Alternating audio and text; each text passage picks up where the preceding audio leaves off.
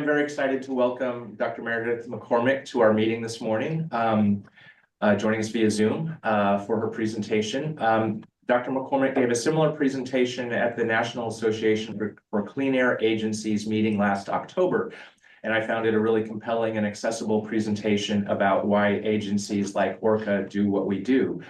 We at ORCAA are not public health experts, but our mission to promote air quality and take actions to protect the health and welfare of people and the natural environment in our 6 counties is motivated by the linkage between air quality and public health.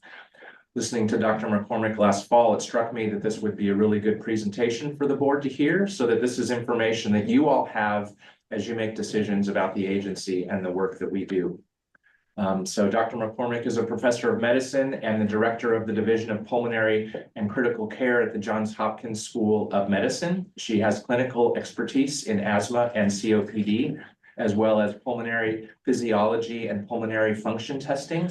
Dr. McCormack is a physician scientist funded by the NIH and formerly funded by the EPA, with the research focus on the effect of environmental influences on lung health, specifically air pollution, diet, obesity influences on COPD and asthma.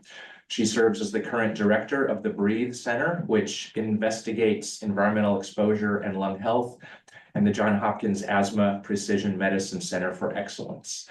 So again, please join me in welcoming Dr. McCormack to the ORCAA board meeting this morning. Thanks very much for the invitation to be here. I'm excited to talk to you today and have a short presentation, and then would welcome questions and discussion. And so I'm in Baltimore today. I'm a physician. I take care of patients with chronic lung disease, including asthma and COPD, and have spent about the last 20 years studying air pollution health effects, as was just described. Well, you can see my slides okay? Yes.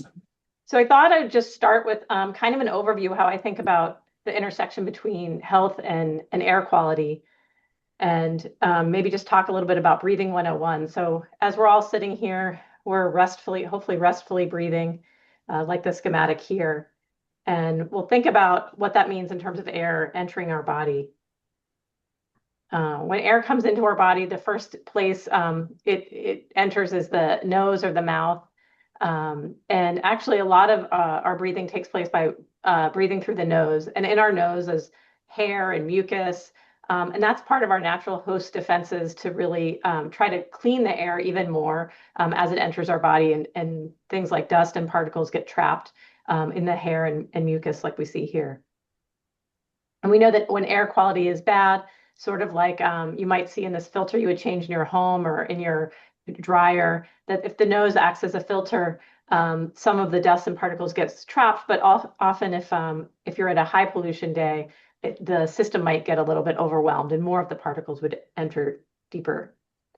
It's worth mentioning also that even in our upper airway and in our, as the air goes down into our trachea or windpipe, and then the pipes sort of branch, there's more host defenses to try to keep the particles out. So we have cells that have these hair-like projections that are constantly sweeping, and they sort of sweep the particles so that you can cough them out and prevent particles from getting deeper into the lungs. And then finally, the primary function of the lungs is to exchange gas, is to bring in oxygen from the air and to expel carbon dioxide that accumulates in our body. And that happens here at the level of the alveoli. So these are these little sacs that are at the very farthest part of the lung. They're sort of the lung tissue is made of these alveoli. And you can see surrounding the alveoli is this network of blood vessels. So the capillaries sit right next to the alveoli, and it's at that interface that gas exchange occurs. And so air is being breathed in, and your oxygen is being pumped out to your bloodstream, and your carbon dioxide goes back into the alveoli and it gets exhaled. I'm going to come back to this, but there are these cells that roam basically throughout the alveoli. We call them macrophages. And these cells are kind of like little Roombas. They clean up particles. And so again, another part of our host defense to try to make sure that we're breathing the clearest air, and that if you have pollution that enters the deepest part of the lungs, we have some more host defenses to try to clean that out. I think one thing that maybe we don't always appreciate is that our lungs are in constant contact with the external environment. As we're sitting here restfully breathing, we turn over about 7.5 liters. So if you can imagine, 3 or 4 3 liter or 2 liter bottles of soda every minute. And then if we're exercising or we're more active, we increase the amount of air that we turn over. And if we're vigorously exercising, it can go up to 100 liters. And it's also worth noting that children have a relatively higher amount of air that they turn over relative to their body size. And this is probably one of several reasons that kids are probably a little bit or are more susceptible to air pollution health effects. I think when I think about an organ or a part of our body that's really at risk of being in constant contact with the external environment, I think many of us think about our skin and a sunburn and how if we have a dramatic experience or it's a very hot sunny day, that you can have direct damage. The lungs aren't as evident, but they're sitting inside our body in constant exposure. And so they also can have toxicity, which can translate into health effects beyond the lungs. So this is my favorite pollutant, particulate matter. And we talk about it a lot, and it's regulated, as you all know, based on particle size. And so why is that important? This is particulate matter relative to a human hair and then relative to a grain of sand. So you can see the particles are very, very small. PM10, the larger particles are there represented with the blue spheres, and PM 2.5 are represented with the pink or red spheres, so they're even smaller. And what's not shown on this slide is ultrafine particles, and these are even smaller. And so when we're thinking about breathing air in, the larger particles typically get trapped in the nose and upper airway, but the PM 2.5 or fine particles can get all the way to the alveoli. And the ultrafine particles that are even smaller, there's direct scientific evidence in animal studies with radiolabeled particles that shows that the smallest particles can translocate and they actually can enter the bloodstream across that alveolar capillary space and can go throughout the body, including the brain. So probably the fact that those ultrafine particles are able to move throughout the body is probably one way that that's one of the mechanisms that drives the multi-system health effects that are known to occur from pollution. So there's strong evidence that particle pollution contributes to asthma and chronic lung disease, including risk of asthma attacks or COPD exacerbations. We also know that particle pollution increases risk of heart attacks, heart failure, arrhythmias or abnormal heart rhythms, increases the risk of stroke. There's increasing evidence that particle pollution increases the risk of Alzheimer's, as well as different types of cancers, including lung cancer and kidney cancer, and that it can contribute to obesity and diabetes. Particle pollution probably impacts health in multiple different ways. And there's evidence supporting each of these different pathways, including immune pathways.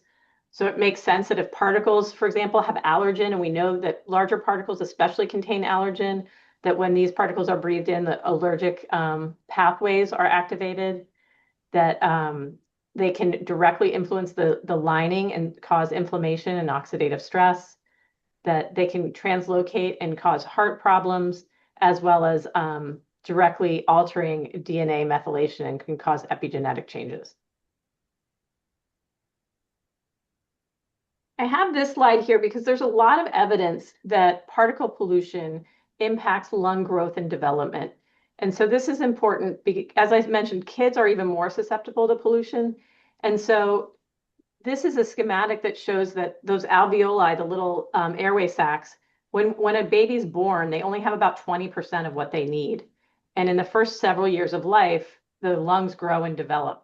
And so when young children are exposed to air pollution, we know that their lungs don't develop at the same rate as healthy children.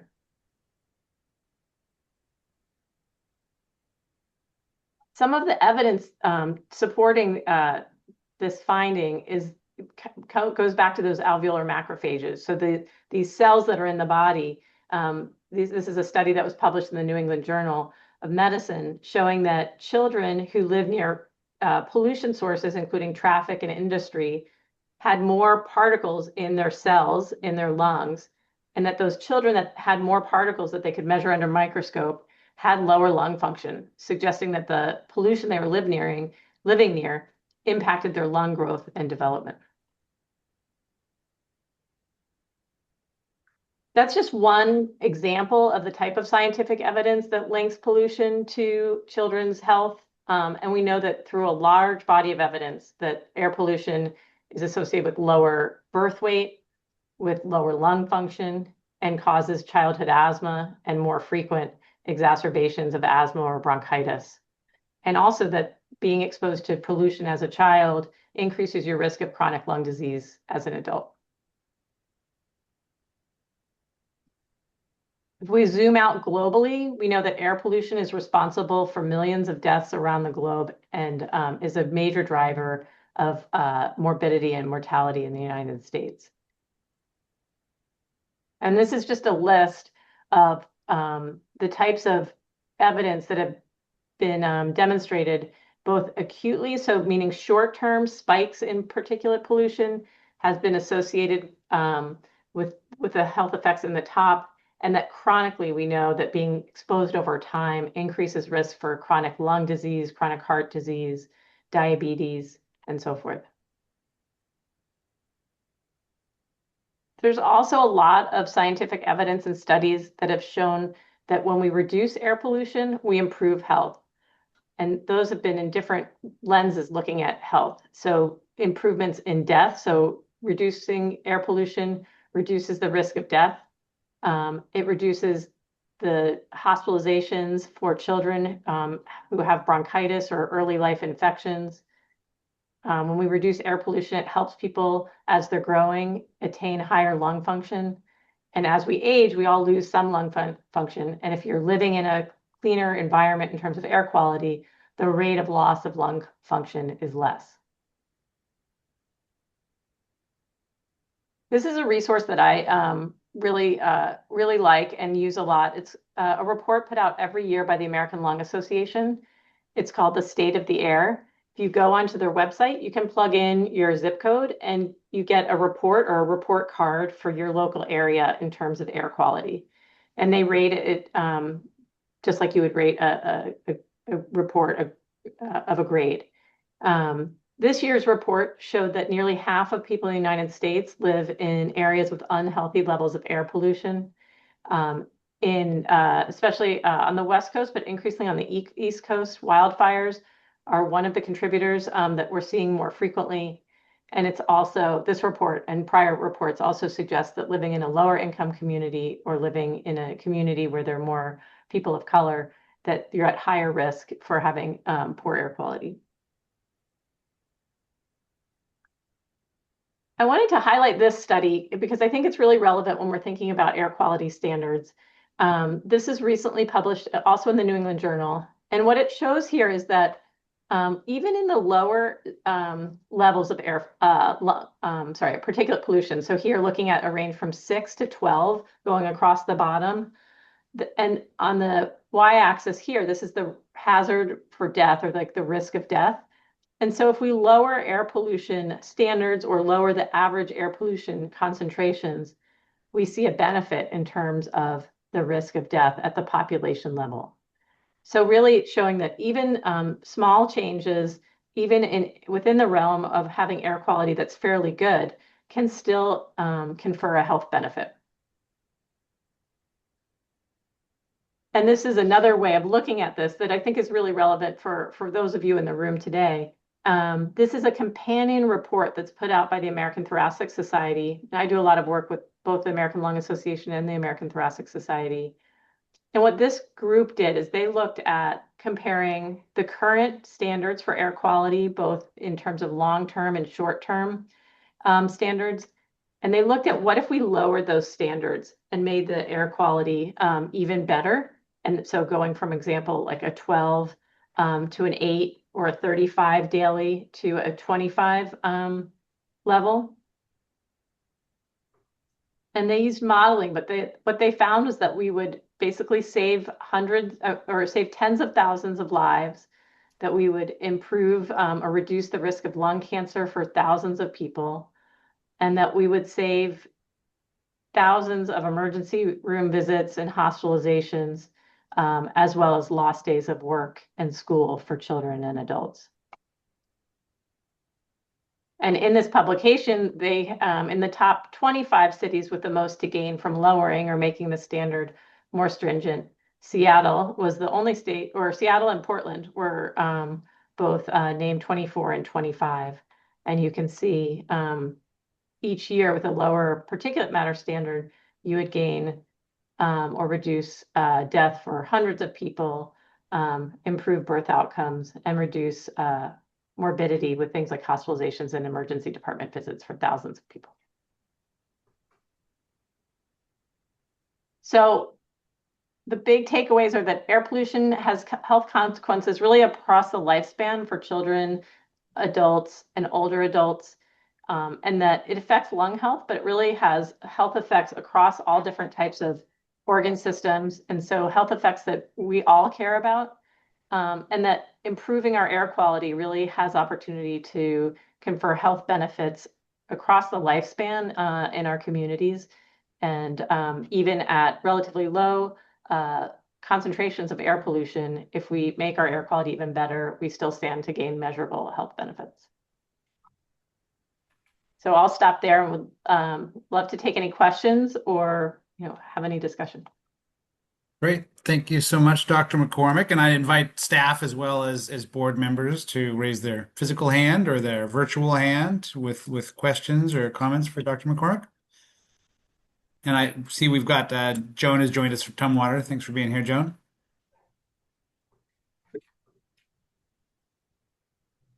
Well, I'll start with my normal question. I think this is, as Jeff said, really accessible, Dr. McCormack. And the PM 2.5 is, something that we talk about a lot in the air quality and everything. I, aside from ORCAA's mission, often think, and back to our days of COVID and anything about indoor air quality as well as outdoor air quality, and we don't really have any agency that's responsible for it, and some of the amount of air that we go through that you talked about was pretty convincing. And you were on the slide pretty quickly about the different kind of comorbidities that came and the percentages from, and one of them was the indoor air quality issue. I guess my question is, when you talk about the income inequality and the health outcomes, do you attribute that more to kind of the built environment and air quality outside, or more to the air quality inside when we're talking about youth that are at higher health risks based on income? Yeah. So you touch on a lot of really important topics. And one, I'll come back to the health equality issue, which we spend a lot of time thinking about. The bulk of my work has been on indoor air quality, or at least equally indoor and outdoor. And one reason I think that we're all sitting indoors, right? And we probably are going to spend most of our day in an indoor environment, probably in our home or where we work, or if we're a child in school. So indoor air quality is quite important. And there are unique indoor sources that also influence our air quality, probably even more than outdoor sources in many cases. But it's absolutely a fact that your indoor air quality is dictated in part by your outdoor air quality. And that makes sense, right? You're opening a door, the houses are leaky, and so forth. And especially when there's more of a gradient, like if you're in a wildfire, if you live near industry, or if you live near a major roadway, that the more of your indoor air quality will be dictated by outdoor air. So that's important. And then the state of the air report is really only about your outdoor air quality. And we know that if you live near, like, for example, there's great work out of Southern California that showed that children who live near a major roadway were more likely to have asthma than kids that lived farther away. And they were able to dissect some things out to really suggest that it was to isolate that traffic piece. So when we think about different communities and the risk of living in a poor community, or potentially also communities that fall along racial lines, or communities of color, that is outdoor air. So it's more likely that individuals are going to live in a community with poor outdoor air quality if they're poor communities of color. There are other factors that also drive indoor air quality, things like housing stock and different types of appliances, and whether or not someone smokes in the home, that also have different variability around socioeconomic lines as well. And I think those in total really drive a lot of the health disparities that we see, both indoor and outdoor sources of air pollution. It's always the answer I get. Both are important, but I appreciate it. Other thoughts or questions for Dr. McCormack? And the slides were, of course, part of our packet today, so you can share those, and it's a great set of slides just to go through too. So I'll certainly share it at our Board of Health.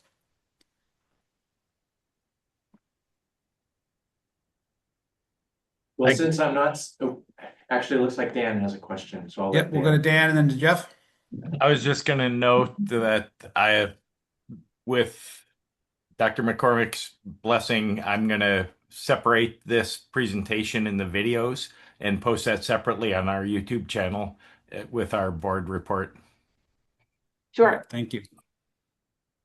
All right, Mike, and then Jeff maybe had something. Yeah, I'll just say that it's always good to remember, and this presentation is a good reminder, that the regulations that we enforce are based on sound science that is about protecting human lives. And so, as someone who's contracted asthma as an adult, which was idiopathic, and we don't know what, general air quality is the thing that produces the ability for humans to have successful lives, to have healthy outcomes. And, that's why we're here as an organization. Maybe you're allergic to controversy, Mike. Have you thought about that? Yeah. Developed it far before when I was a political official, Okay. unfortunately. Okay. Dave. I don't really have a question, just a comment. First of all, thank you, Dr. McCormack, for your presentation. And secondly, I think a takeaway that I had from it was emphasizing the importance of the work ORCAA does. And I don't know that we often think about it in terms of health impacts and those sorts of things, but I think the comments today really emphasize the importance of the work that ORCAA does. Yeah, here. Thanks, Thank Dave. you for that comment. I will say that this is an audience I don't often get to interact with, so it's great. I really appreciate the chance to be here and to just engage with your group today. Great. Great. Well, if I could jump in, one of the things that struck me about the presentation that I saw last October, and Dr. McCormack, you emphasized this in some of your later slides, is that the health effects that are seen even at what are considered relatively low levels of PM 2.5. So again, in Washington, I mean, we're blessed in Western Washington with generally pretty good air quality. Our monitors are usually in the good, the air quality index is good, it's green, but except for when we have wildfire episodes, and you touched a little bit on that, but that even at levels that are considered good, there can be observed impacts. And so cleaning up the air, even just a little bit, does make a difference. I'm glad you underscored that point as well. And it's also something I think that you can take away, even if you're thinking about indoor spaces and other ways. I really think of this more and more as a modifiable risk factor. So especially for people that may be susceptible, young children, people with any kind of chronic condition, the less air pollution that people are breathing in, the better. And there's no, the lower, the better. So. Randy. Yeah, thank you for the presentation, and thank you, Greg, for your comment, as you got my brain spinning, realizing the impact. I think of us as being air quality, and I don't separate them out usually in my head, but I do now. After this, I'm definitely separating in my head, and I'm thinking about my schools that I have. We spend a lot of money during COVID for the virus to put in machines that literally do away with the virus. But I've got some pretty old schools in some pretty interesting locations.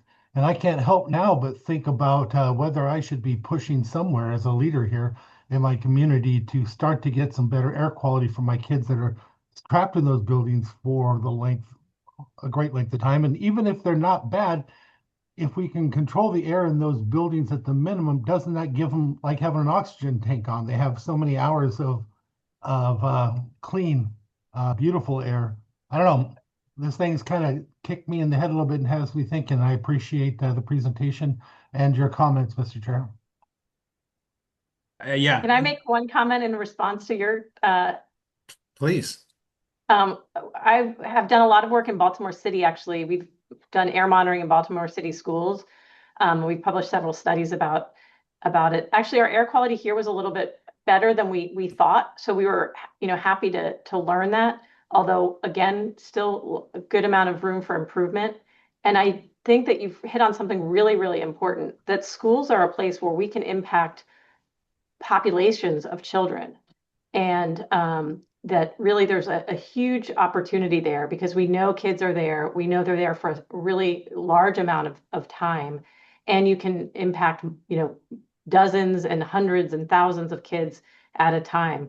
And many schools, like you described, already have had some attention in COVID to thinking about ventilation and improvement. And so attending to that, following that up, I think it's an opportunity locally and really nationally. So I'm glad you're thinking that way. We're thinking that way too. So appreciate that comment. I've thought about schools a lot too. Appreciate the comments, and luckily the older schools have windows that open often, which is a pretty a good step in air exchanging. I love the study that shows about how that studied German kids, I think, and was studying why they were always sleepy after lunch, and it was because there was just a lot of carbon monoxide in the air, and so they were just actually getting sleepy because of the air quality in the room. So we can certainly impact a lot of lives at the schools, right? That's what they're for. Great. Any other comments or questions for Dr. McCormack?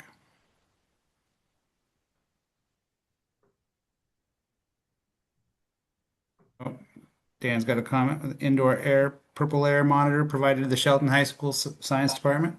That's great. That's because you rock, Dan. Say again, Randy? That's because he rocks in this organization. That Yeah. is a school. What's funny is they've got some issues there, but I think more like North Mason. We've got classrooms where the windows don't open. They've been like that since the 70s, and they're actually still using the ventilation systems that the big giant things that are on the wall that bring it from the inside out. That could be good, I guess. But I'm just thinking about all the other stuff trapped in there for years and years and years and years that have been there since the 60s in certain parts of it. It's kind of amazing. I don't know why I never looked at it before. I go in those classes a lot. Now I'm going to be looking at it completely different when I go in those classes. Mhm. Great. I have a question if there's still time. I know we have more on the agenda. I think it's really cool that like Portland and Seattle are in the list of the top 25 cities with the most to gain from lowering the PM standard, but I don't know a lot about what that means. And I would like to be able to go into the community and talk about that, but if you could maybe elaborate on like, what does that mean? And what does it look like functionally if we were to try, if like leaders in this area were to try to lower the PM standard to increase the odds of having this benefit? Sure. Do you want me to spend a moment on that? Is there? Please. Sure. So if you were going to literally like try to explain this slide, I think the way you would do it is you would go back to here and say, because this, that data, for example, was about changing PM standard from an annual standard of 12, if you were going to lower it to 8. And then you would say that what that would mean, for example, for Seattle would be that you would project that 138 deaths that would be attributable to particulate matter in a year would be avoided by that change from 12 to 8, or that 2,600 hospitalizations for things like heart attacks or emergency visits would be avoided. These, I think the adversely impacted would be things like going to work, loss of school days, and so things that are less directly related to the event. So I don't know if that helps, but that's kind of the literal way that you would try to read that. And the reference is there on the slides, on the prior. Okay, perfect. Quick comment Adele, slash yeah. question. So EPA did lower the standard to 9 for the long term, but there was talk about them rolling it back to 12. They have proposed that. So they proposed it, but we're still at 9 for the, right. So we are still at 9 for the long-term standard for the country, which is a little higher than 8, but we'll see if it stays. So just quick comment when you're looking at that we are currently at 9, not 12. Yeah, and But I think that's a great way to potentially use that message, right? Is in you could say, look, if you rolled it back, this would be the number of potential adverse effects that you could anticipate. Right. Thank you. Thanks, Adele. Mike? So I appreciate this was a pretty science-heavy presentation, and what you're presenting is a very science-heavy way to look at it. What this makes me think of is something like Vision Zero or Target Zero, which is looking at our transportation systems. What would we have to do to get to a point where we didn't regularly have traffic-related deaths? So, what would we have to do to live in a world where we didn't regularly have 2,000 deaths in Los Angeles a year that are attributable to air pollution? We'd have to do some probably significant things. You're talking about how do we edge it down, but I also think like we should be thinking of the big picture. What would it look like to live in a world in which we didn't have, and maybe that's not possible. I don't think it's possible in the transportation world either, but we still have that aspirational goal that makes us think as policymakers of what are the consequences of our actions from a policy perspective. Thanks. I don't know if you had a response to that, Dr. McCormack? No, I love it. I think you can, using clean energy and the transportation sector is a visible, I think, example of a vision that's put out that we can march toward.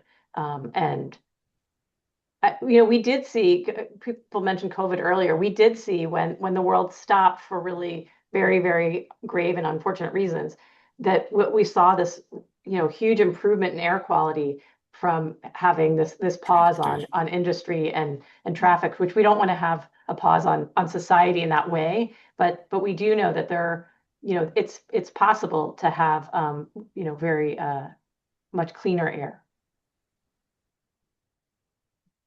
Great. Well, thank you so much for making time this morning or afternoon, I guess, for you, Dr. McCormack. It's really been educational. It's timely as we have a couple new members too, so I'm sure we can all breathe easier knowing how important it is to breathe easy. So thanks very much. Have a great day. yeah. Thank you Thanks. very Have a great much. day.